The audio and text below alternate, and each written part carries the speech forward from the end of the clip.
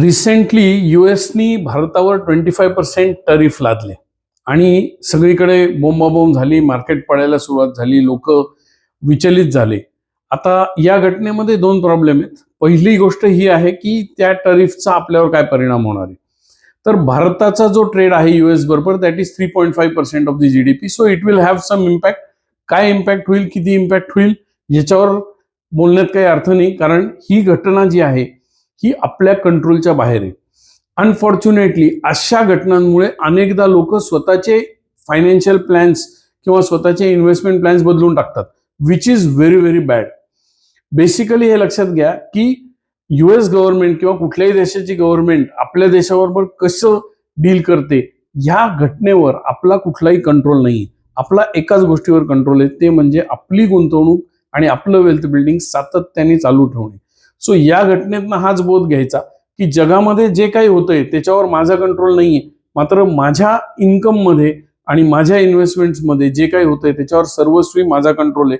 So मी focus करणार आहे investments करण्यावर, ना की युएसनी काय केलं, वर्ल्ड ट्रेडमध्ये काय, IMF काय म्हणतंय. डोंट वरी अबाउट दॅट, कारण आपला सुवर्णकाळ ऑलरेडी सुरू झालेला आहे.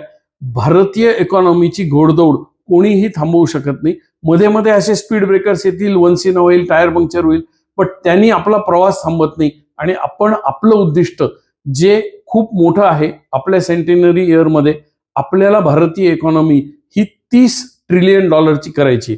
त्याच्यासाठी तुम्हाला आणि मला अहोरात्र काम करायचं या देशासाठी.